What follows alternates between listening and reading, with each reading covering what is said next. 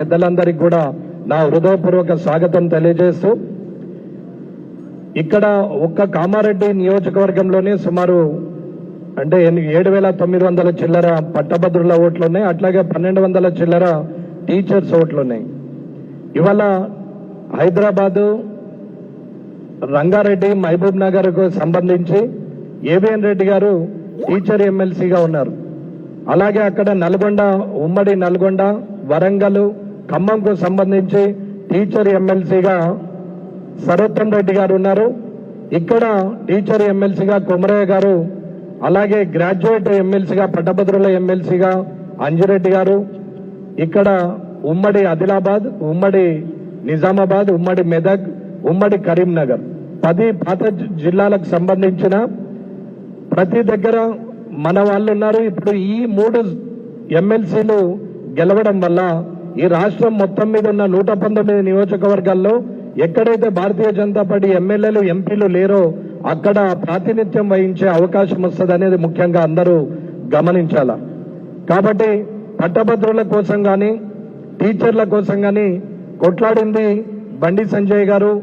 ధర్నా చేయడం, అరెస్ట్ కావడం, జైలుకు పోవడం కూడా జరిగినటువంటి రాష్ట్ర అధ్యక్షుడిగా ఒక పార్లమెంటు సభ్యుడిగా ఉన్నా ఆ రోజు ఆయన కొట్లాడడం వల్ల పట్టభద్రుల పక్షాన నిలబడడం కూడా జరిగింది ఒకే ఒక్క పార్టీ, అది భారతీయ జనతా పార్టీ. కాబట్టి దయచేసి అందరూ కూడా పట్టభద్రులు ఆలోచించాలా, ఇవాళ టీచర్లు కూడా ఆలోచించాలా. ఒక వ్యక్తి వచ్చి ఒక పార్టీ వారి పక్షాన ఉద్యోగస్తుల పక్షాన ఉండి కొట్లాడినటువంటి పార్టీ భారతీయ జనతా పార్టీ.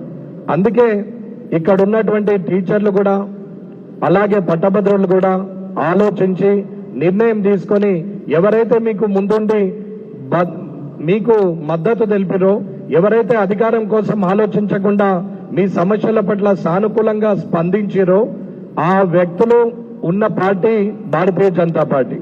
కాబట్టి అందరూ ఆలోచించి ఇవాళ పట్టభద్రుల ఎమ్మెల్సీ అభ్యర్థి అయిన అంజిరెడ్డి గారికి మీరు ఓటేసి గెలిపించాల్సిందిగా కామారెడ్డి నియోజకవర్గంలో ఉన్నటువంటి పట్టభద్రులందరికీ అలాగే టీచర్లందరికీ కూడా సవినయంగా కోరుకుంటూ టీచర్లు కూడా కొమరయ్య గారికి మద్దతు ఇచ్చి గెలిపించాలని కోరుకుంటూ మీ మొదటి ప్రాధాన్యత ఓటు 1 నంబర్ వేసి మీరు మొదటి ప్రాధాన్యత ఓటు వేయాలని చెప్పి కోరుకుంటూ ఈ కార్యక్రమానికి పిలవగానే వచ్చిన పట్టభద్రులందరికీ కూడా నేను ధన్యవాదాలు తెలియజేస్తూ ముగిస్తున్నాను. జై హింద్, జై భారత్.